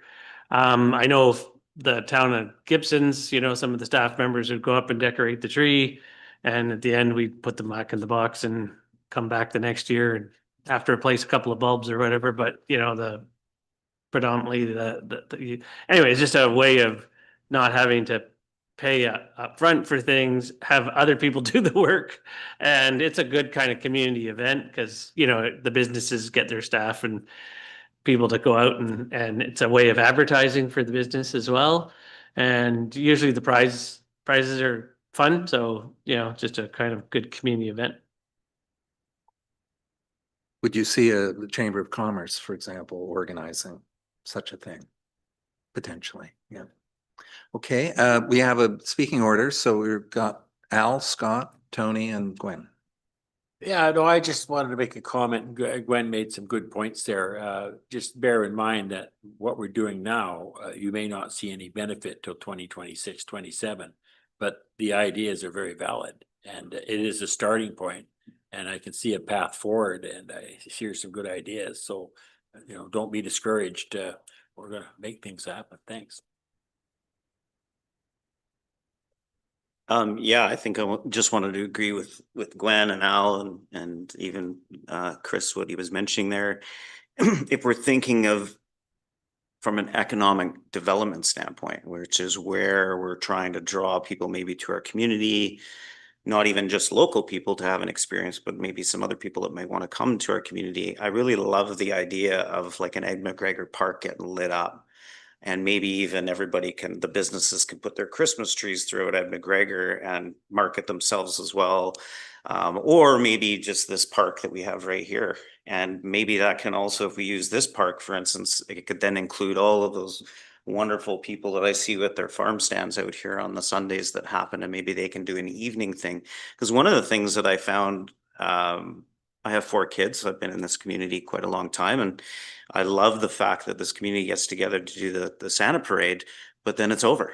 And we really don't have anywhere for those families to maybe go and enjoy the rest of the evening. So I'm thinking maybe this park right here might be a great opportunity. Maybe not Egg McGregor because it's smaller, a little bit harder to get a larger group of people together. But maybe this park where that community of builders and developers, and which could be in charge of more lighting and things like that. And then you have those businesses, as Chris was mentioning, that can get involved in the marketing side of it, but using the Christmas trees to do it. I think then we have a draw to come to Sooke, not only to watch our Christmas parade, but then also afterwards, we've got all these great opportunities. And as far as economic development goes, then all those people that sell those Christmas goods and everything that we see here on Sundays can maybe be involved in a night opportunity there. So just an idea.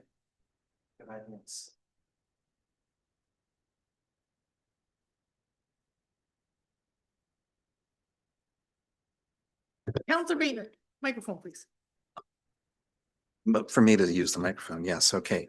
So we have a speaking order, and if I can remember right, no, Tony is next, then Gwen, you're and then you, Catherine.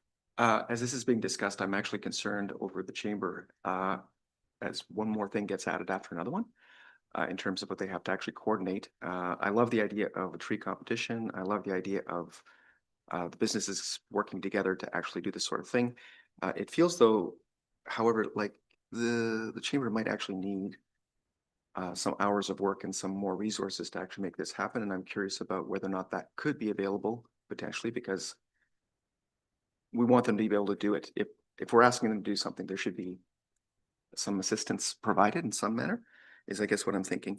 The other thing I was thinking was just the language around the holiday season, and making it more inclusive. So I think including language like solstice, I think is really useful. It just invites more people to think, you know, this is also for them.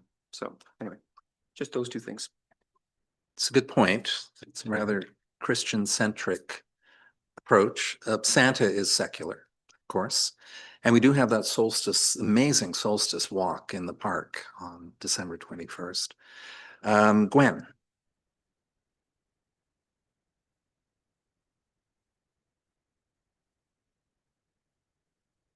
Sorry about that. With chamber, we called it the, oh gosh, Spirit Fest instead of the Santa Parade. I got called out on it with Sooke Newsmere, but that's okay. You gotta have big shoulders. I ruined the spirit of Christmas by getting rid of the name Santa, but we wanted to include the parade and the sail past and try to create it into, I don't know if you remember that, make it into something where we could, that's why we lit up the Ed McGregor and we had choirs and but we're back to where the conversation is every time we sat with Destination Canada and MRDT money is when boards change, things change and there's no consistency and it just has to constantly be moving wheels, which brings up the subject with chamber. Now there is money coming that will help with this if they apply for it, is what I understand. We can have $500 that we moved in earlier today. So that might help ease that. But chamber is a great conduit for communication to businesses. So that's, you know, time on a computer that's trying to network. It's hopefully we can build chamber and tourism staff or have them collaborate in the same office one day. But they have the contacts for our businesses. That's where I see their role would really be helpful. Now you can speak for that, being a chamber board member. It's if we can get this MRDT going, but for now that they're a great resource of contact for these events. So we are working basically the Noel night that we're planning. for downtown businesses that need more traffic and exposure. And you see it everywhere. You see it in small towns where they have a night where they make it a special shopping. So you offer drinks and food and whatever. But we're working in collaboration with CERTA and Chamber. So you're all welcome, Scott. You're welcome to come to the meeting on, I think it's September 9th. We'd love to have more feedback, but you know, we can do things on a dime. It's what we've always done. But the consistency throughout the years for these events, look at Ladysmith, the light up night. Thousands of people drive to Ladysmith for those lights. And that's great for downtown restaurants, retail, everything. So we need to have something in the winter when the parks are closed dark, you know, we need something. So this is just a start for the businesses, but there's so much more. And I think both parks would be wonderful. We could even work with Noel night. I've always thought we should go on the solstice theme. But it's a whole group of people that have to work together to come up with these ideas. So the chamber is our communicator. They've got the largest email list. Wouldn't you say? Yeah, that's it.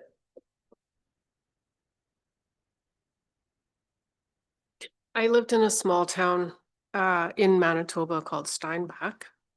And they actually had a challenge where each of the businesses would decorate their storefront and then people would go around and judge them. And then whoever was the most creative or the most fancy got a prize. And so I could see something like that happening here.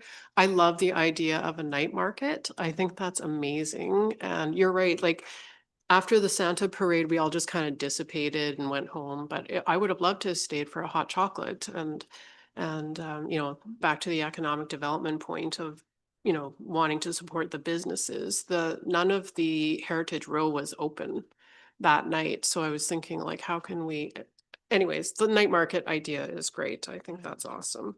And then the other piece to that is that Steinbach also held a Christmas decoration exchange. So that if you had older stuff that you didn't like anymore, it's still in good condition, you could exchange it with somebody else, you trade off, whatever. And then it actually kind of supports the climate action plan as well. And I know Christina and I have talked about pop-up shops quite a bit in the last little while. And I like the name Spirit Fest. I think that's nice.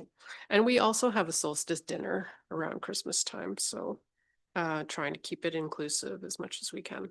So anyways, lots of great ideas. And the chamber does have the communication, but I agree with Tony that Deb is part-time. So I just have to be mindful of not overloading her. But if there's a committee, I think that's much better and more inclusive too. Thank you.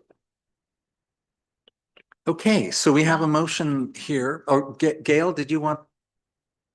So I love the conversation that's going on here. I just wanted to share something. When I was with the Chamber of Commerce for Peachland, and we had no money, zero. And it was before COVID. And we wanted to do something as well for Christmas time and keep it going and how to help the small businesses. And we came up with this idea about having a Christmas tree competition supported by individual businesses. But the unique thing about it was it had to be recycled materials. So we reached out to Restore and secondhand stores and church thrift stores and everything. We ended up with I don't know how many trees because everybody's handing in their artificial trees. They all had to be artificial. And we set it up in the beautiful old schoolhouse. And so we had something like 16 trees. And it happened to be one of the coldest days of the year that we had light up. It was almost 40 below in Peachland. And so people were all coming through the tree displays and stopping for hot chocolate and everything else. And it created an absolutely wonderful event that they're still carrying on with. And so it is all recycled materials. I'm just mindful of time, and my one worry here with all these committee meetings is we have these fabulous discussions, and It's not captured, is it? Is it? I mean, we just had Gail's great ideas, the Spirit Fest. I've taken some notes here. Are you capturing? So yes and no. We don't capture it on our minutes because we do action minutes for time and such. However, we do record the sessions. And so everything is recorded on YouTube, which is why we always ask you to use your microphones, because otherwise YouTube cannot hear you. So, or it will not be recorded on YouTube. So we can replay in real time. You can replay Okay. all you like. It's And I know that each of the staff members, all the ideas, they are recording as Yeah. well. So Okay. it is Thank you. recorded. Christina? If I can just use our previous conversation on June 2nd as an example, so that fabulous discussion, and then that fed into several of the staff reports today. So that sort of cycle as we listen and take in to see how we can keep it being action oriented, just to hopefully offer some confidence in the action that we can take through that process. To close out this portion? Just to the tree competition, we have to be mindful that the cancer, do you remember, it's at the Sea Park? It's a huge business and community tree for cancer. So we can come up with something. I like the idea of the business, like a competition, which they did try. I don't know how many. I think it's all about creating the buzz and getting it out. But that's the one thing about a tree thing that scares me a bit. It's Now, Gwen, would you like to make the motion on the screen in front of you? I move that the Community Economic Development Committee recommends that council direct staff to present options for expanded Christmas decor in the town center, seasonal adornment service levels alongside budget deliberations. Let's do both parts. Carry on. And that the Community Economic Development Committee recommends that council refer the recognition and awareness policy, including the 2026 schedule of recognized activities, to the committee for comment in advance of 2026 budget deliberations. So moved. Councillor St. Pierre, Tony, seconded. All approved? And that is carried. Just one little comment. Yes. Does everybody realize that the Lions Club gives hot chocolate and all that stuff at the kiosk after the parade? So if somebody was interested in expanding on that situation, because the kids do come there and have something more that they stay around and the businesses to be open, there's some potential there. And the library is open that night, isn't it? That people can, Yeah. yeah, and the current hours. Yeah.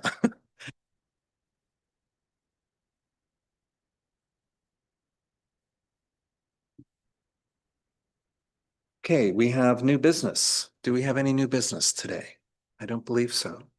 We do indeed. Gail. Yes, I'm still going through emails, but I thought it'd be important to add two things as new business, and we can discuss it at our next meeting. I just got notification from the provincial government, from the Ministry of Jedi, that the Regional Economic Development Initiative Program or Innovation Program is going to be, what am I gonna say here? Has been, supported to continue on for another year. We weren't sure whether it was going to or not. The good thing about this, we've been trying to access REDIP funding for years, but we're not eligible because we're within the CRD and we're deemed to be urban. That's been an argument going back and forth through letters to ministers and mayors, etc. Good news is there's some changes to the program this year. Apparently enough chains were rattled. And so there's going to be an opportunity for certain, they didn't say which communities, but they said certain communities that are within a capital region district and are more rural than urban may have the opportunity to apply this year. So that gives us an opening. that I will absolutely be exploring because it is a grant program that has helped big cities like Nanaimo, Port Alberni, and all the way up, and we should be able to access it to it. So it'll be for capacity, building, development, implementation, and community transition. I'll fill you in later after I've had more time to go through it, but the deadline is October 31st, 2025, and I have every intention of putting in an application for it. We'll just have to, in this committee, decide what we want to put it in for, okay? And the other thing that it's happened, oh, sorry, it's still on, is it? Can I just give one more update? Through the chair, I'm just wondering if instead of counting this as new business, which would be open for discussion at the next meeting, if we can count this as roundtable discussion of Oh. updates, which is just a little bit different in terms of how we capture the information and we don't need any motions. If you follow where I'm. Yes, I going. do. That would be great, Gail. So the No worries. roundtable I will take that committee- as roundtable. We will put that onto the roundtable discussion as just additional updates, instead of creating new Okay. business, which would require. So let's motions. put a pin in it, as they say, and we'll okay, we'll move on to, thank you, Gail. One of the community economic development metrics is the amount of money that Gail pulls into the community, and that's good work. Okay, so correspondence requiring action. This is something I've brought forward. It came in our council correspondence package a while back, and it's this very substantial new guidebook on best practices for outdoor recreation and its value as an economic driver in communities. So I'm not sure you were able to have a look at it. The links weren't live in the agenda, but what I'd like to do is just summarize. I think some of the key points here are that that they're offering presentations. So my motion would suggest that council direct staff to schedule a presentation by the Outdoor Recreation Council of British Columbia at a future CEDC meeting. You can move that, thank you. I didn't send this to you in advance. I'm sorry, Nancy. Actually, I just want to make a correction. I just clicked on it and I saw that it was live, but Is it live? it was, you may have been trying to click on the title, which is underlined, but if Okay. you go underneath your resolution, there's an attachment there as well. Okay, so you've been able to have a look at it? No, okay. Okay, good. All right, all good. So can I just, Councillor St. Pierre is moving that council direct staff to schedule a presentation by the Outdoor Recreation Council of British Columbia at a future CEDC meeting.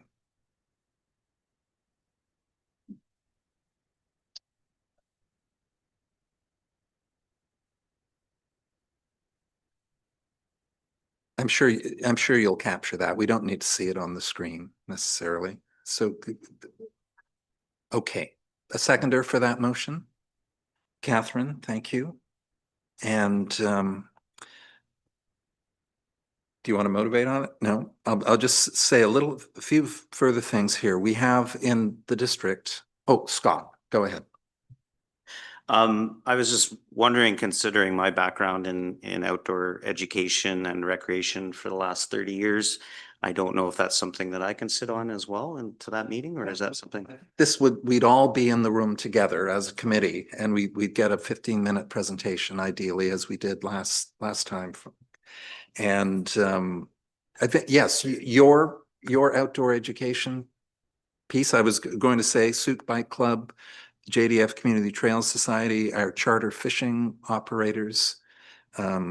We have recently three of the 9 awarded captains for the world's Angler's Choice Award come from Sooke. So there's a lot of development here. And I was just thinking the end point would be that this document would be part of the materials that our future destination marketing officer would be working with. And so all in time, but it would be worth, okay, good. So we're gonna vote on that. All approved? Yes. Thank you.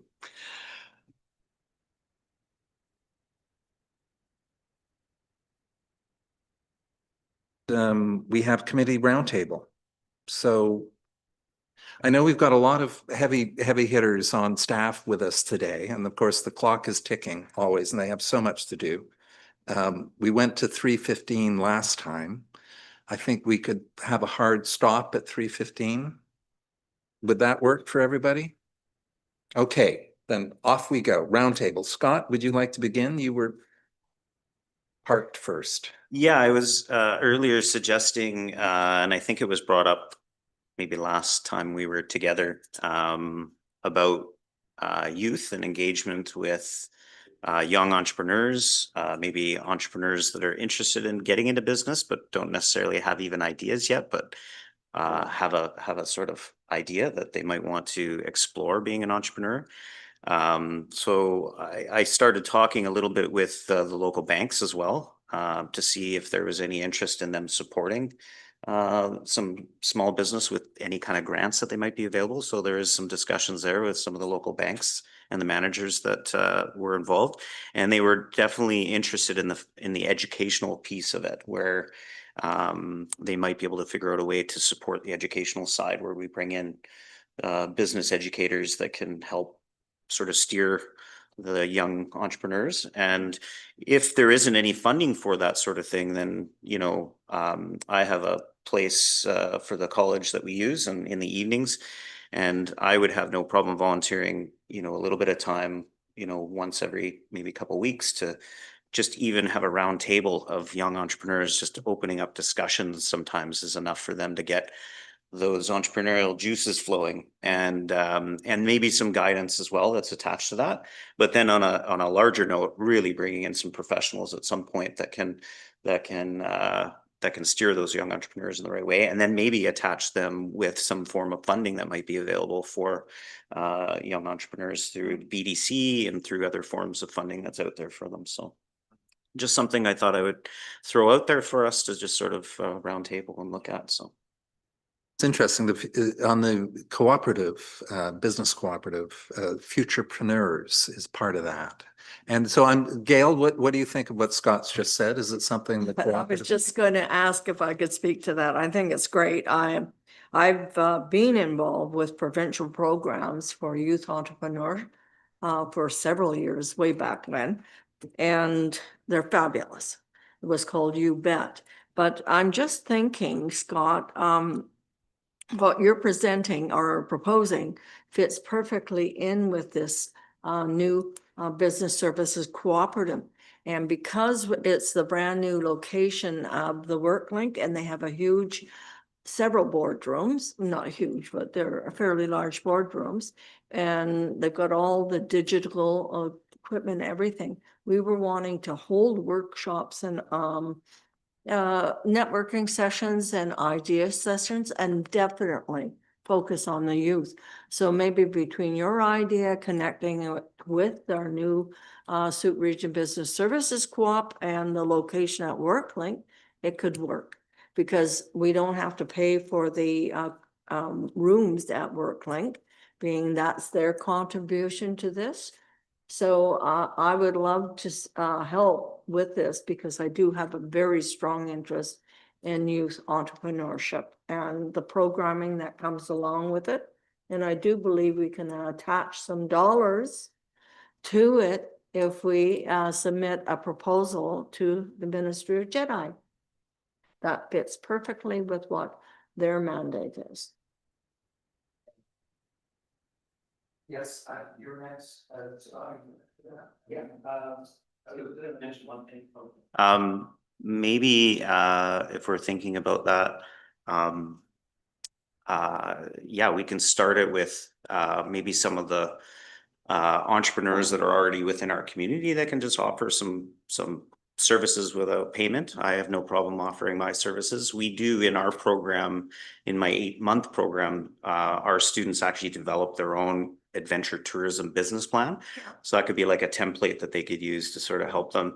And then I was just going to mention definitely youth as well, but I'm thinking also when I think young entrepreneurs, I'm not thinking age. Even though, yes, young entrepreneurs is there, but I'm also thinking just as a young entrepreneur, someone that might be in their 40s would be considered a young entrepreneur because they've never been an entrepreneur before. So they need some help with a business idea. So I wouldn't necessarily, great to have young entrepreneurs in our community for sure, but also I'm just thinking anyone that's never been an entrepreneur could kind of come in and get these services from us. So, yeah. Just to clarify, the provincial youth entrepreneurship programs goes up to age 40. What about the rest of us? Ageism. Okay, Catherine. I just wanted to add that I also sit on the board for the EMCS Society, and they do have an entrepreneurship program already, but it only goes to age 18, I think. So that might be another option to link into if you're looking for, I'm not sure what ages you're looking at, but. Okay, that sounds promising to start. Others who would like to, Gwen, and then Tony, and then Al? Al? Just quickly with this, with the Women's Enterprise Center years ago, we were asked to be mentors. So I think that's kind of what you're looking at with other businesses. So it's a matter of just somebody comes in and they want to be a hairstylist. Well, I had a salon. I was a salon owner for 40 years, right? So I could mentor them on how to get started. So that's the mentorship program, and the Women's Enterprise has a really good one. So we don't have to reinvent the wheel, but they did ask locals to help locals. Yes, that's excellent. And And it's not just for women. because of the conversations we've had through engagement for the business services co-op, we've had many locals come forward and say, can I volunteer to mentor? So I've got a list of names already. Some of them are well known and you'll know them, but they've been very successful in their own businesses.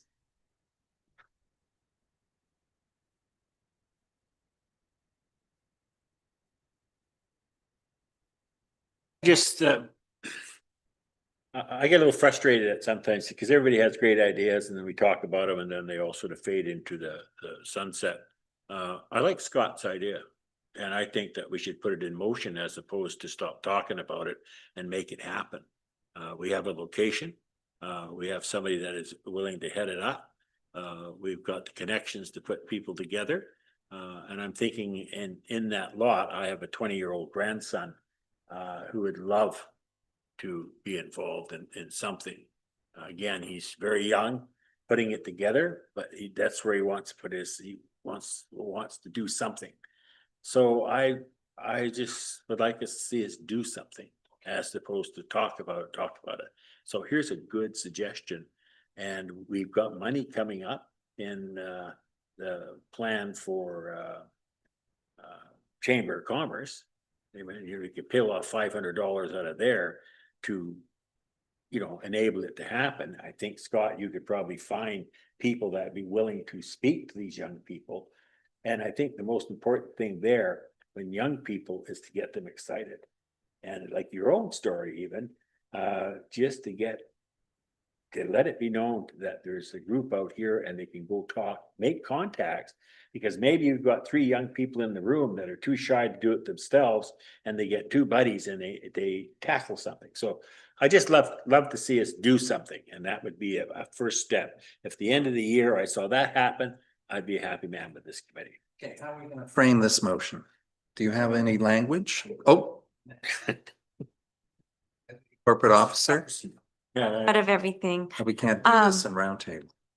No, it can't really be done at roundtable, and bear with me because I'm a little green at this. However, the committee is not to direct staff to do anything. We would have to make a recommendation to council, who could then direct staff. But would perhaps offer a recommendation that what Councillor Beddoes did mention was that we could use this platform in exactly what we talked about earlier about involving the Chamber of Commerce via what we've already proposed through the report, and that is how it can be formed through the chamber. I know that Christina could probably speak more eloquently on that front, but correct me if I'm wrong, Christina, would that be an opportunity where they could utilize this idea to try and spearhead it through there, or am I off on that? Might I suggest great ideas, receiving the information, and can we circle back? We have a meeting tomorrow with the chair to look at next steps with this committee. And I think there's an opportunity to have that discussion and perhaps I don't want to speak out of line here, but staff can also initiate reports. So as this being a priority, while we don't take direction directly from the committee, but through council, it might emerge through tomorrow's conversation with the chair, as well as we look to how this committee takes shape and what deliverables happen through the committee. So hope I'm not talking out of line there, but if we can circle back to the September meeting with a clear deliverable, I think that would probably be of benefit for everybody. Well, that's an action item and I'm glad you're taking it on, and that's what I would hope to see. And you've heard what we've said, you've heard the ideas, and you're in a position to possibly make it happen. If you need council's backing, then I'm sure you'll get it. Okay. I've got Gail and then Tony. Okay, I just want to add one more thing. I started a conversation a couple of years ago when I went to have a tour of the Sooke Family and Children Resource Center. I did not know they had an alternative school room in that building. And these are for students that kind of don't quite fit within the school system or are struggling with it or whatever. And so I was invited in and I got talking to the students and the teachers. And I talked about a youth business entrepreneurship program and asked them, have you ever even thought about offering up this kind of programming for these types of students? Because many of those students are brilliant working with their hands and could, go in and start their own business. And the response was absolutely positive. So Scott, you're on to something big. I just want this captured. Also to talk to the alternative school and their students, because that is a beautiful opportunity so that they do not feel they're a failure in life. Okay. Okay, understood. But thank you, everybody. Gail, thank you. Good work. We're making progress. Further roundtable conversation. Not Al, Tony, and then Kath. Just a further comment on the youth engagement piece. So we know that EMCS probably has something. I worked as an employment counselor for a while, and I know that WorkLink probably also has resources that they can bring to the table. So for example, back when I was doing it, you could actually work with someone, assist them in developing a business plan, provide them with resources, and they could potentially access capital with an appropriate business plan. So I think that you've got a large number of players. You've got a list of potential mentors and businesses. You've got sites, but we also have an entity that's been created to basically bring all this stuff together. So I think that rather than pushing things faster than it wants to go, waiting for the business, waiting for the buffet to come forward, and then making sure that all these offerings have been coordinated in a proper menu feels like the way to go. That way we're not going to have redundancy and wasted effort and time. So that would be my thought at this point in time. Very wise. Yeah. Catherine. We talked about it at the last meeting about the bridge. And when we were talking about beautification, I think there was mention, I think it was Mayor Tate mentioned writing to MOTT about having the bridge painted, but I think it has to come from council. So is there a way to bring forth a motion to recommend that council write to MOTT about the bridge? That's one question, but then the other piece is updating the said plan, because the recommendation in economic development is to they're working documents and they should be updated every 2 to 3 years, and we're now at year 4 already. That was developed in 2021, and we know that things have really changed since then. So that's my other question is, can we get a recommendation to council to direct staff to begin the process to updating the economic development plan? Thank you. Okay, so there's two potential motions. Now I think I've just heard that we're not to make motions during this roundtable. It's not that we can't make the motions, it's that what we were proposing earlier was that Okay. we were going to direct staff to do something and that the committee shouldn't do that, and then it would just Okay. get complicated. Well, and make. We can do Yeah. this. So if you want to, Let's bring start with the forward- bridge. Catherine, do you have some language? Don't. It would begin with that council, that that the committee- CED recommend to council that.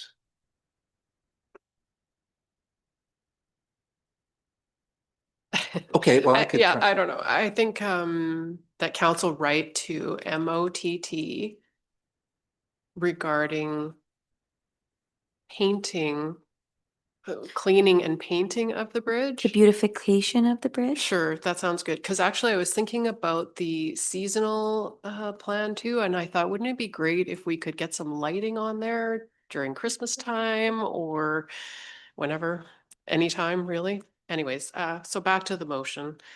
Beautification of the bridge. Do we need to add anything else? No. Okay. How about the painting? And beautification? Because I know we did come up recently. Well, actually, let's follow the process. So this is the motion on the floor. It's being moved.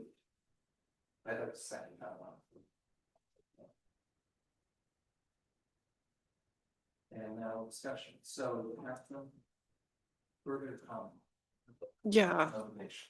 Yeah, I agree with Mayor Tate that if we were to paint that bridge, it would become one of the most notable landmarks in the South Island, and it would draw people to Sooke and surrounding area that hopefully would stay and spend money in Sooke, not to mention enjoy our beautiful trails and parks here as well. So that's my rationale behind requesting this letter. Okay, Senator, I'll echo that.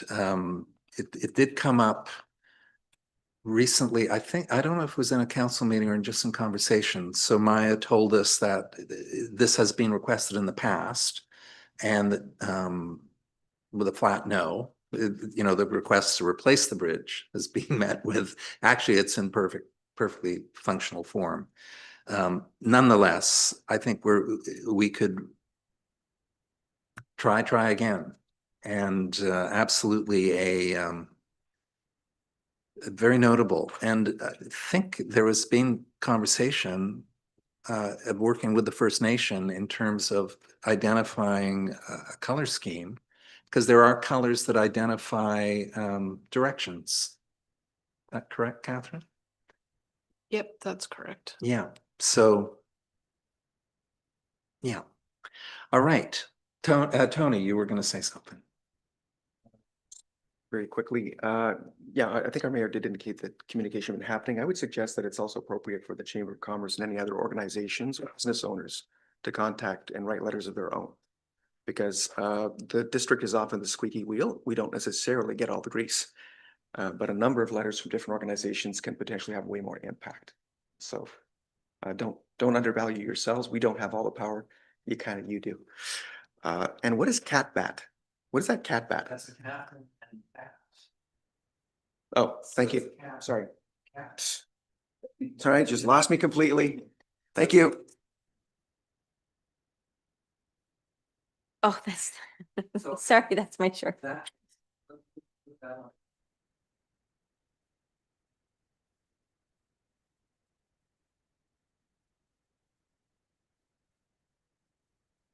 Yeah, the second one was related to the economic development plan that was developed in 2021.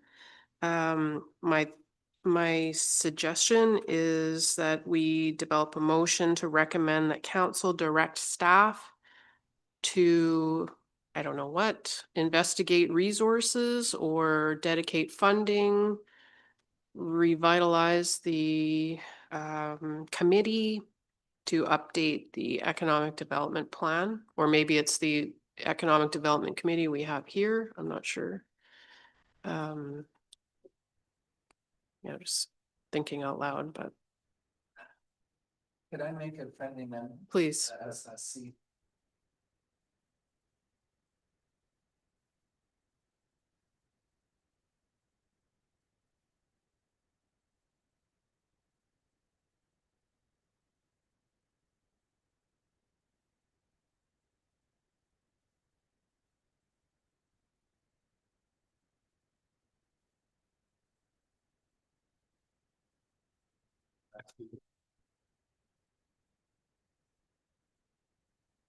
Microphone, please.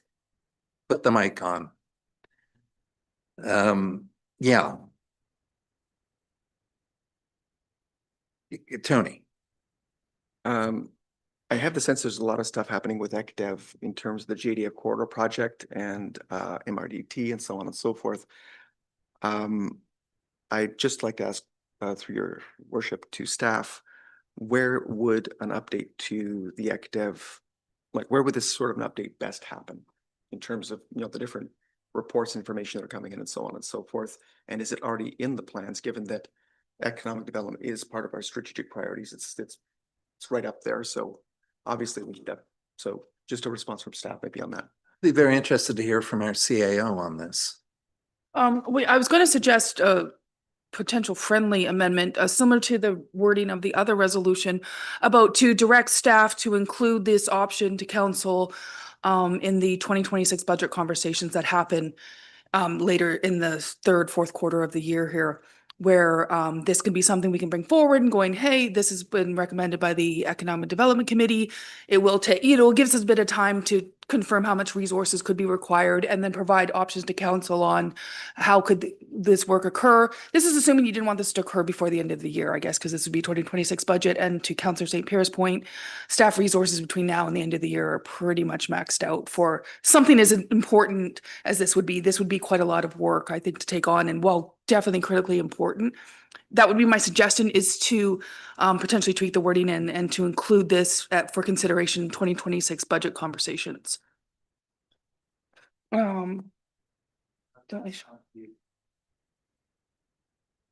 Yeah, I agree. I think if we can work it into the budget discussions, that makes the most sense. I just wanted to see the wording. 2 seconds. Here we go. They're very good at this. They did this.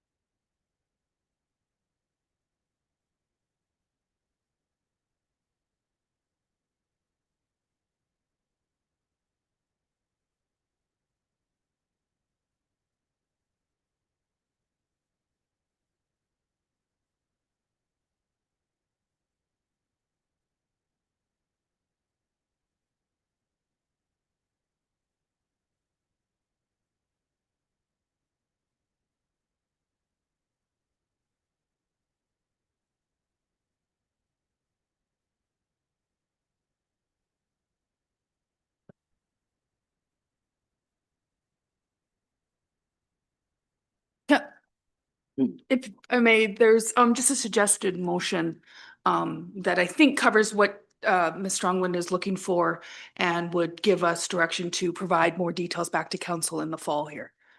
That works. You read that into the record? With pleasure.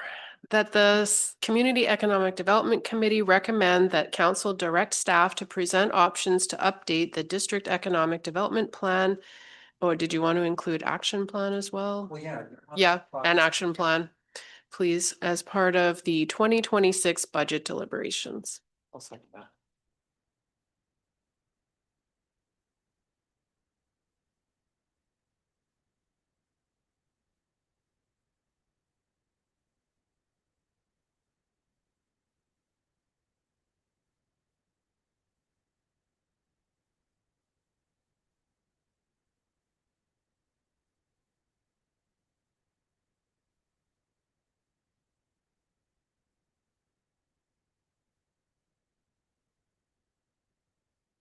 I will look at the proper title and adjust it in the minutes.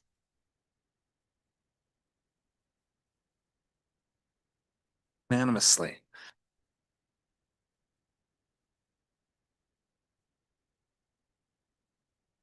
Roundtable in the final. Oh, it's 3:15.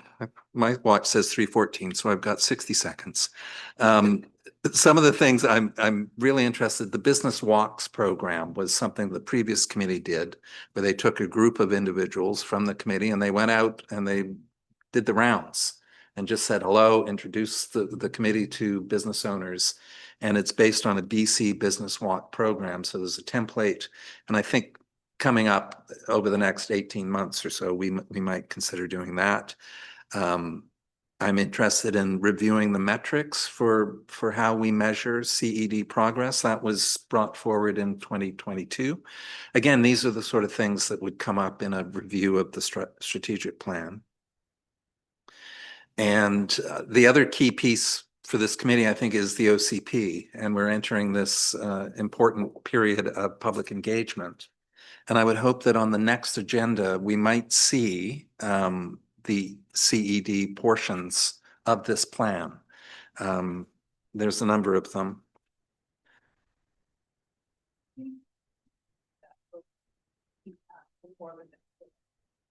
Well, it's hoped that December 31st is, that's the province has mandated that we complete an OCP for a 5-year period. But there, there's opinions out there about whether it's, so we're going to go through the process. Christine is going to introduce mid-August, I think, is the beginning.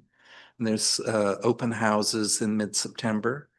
And I was just thinking at our next meeting, we might have a look at what these CED components are. So would that, is that doable, Chris?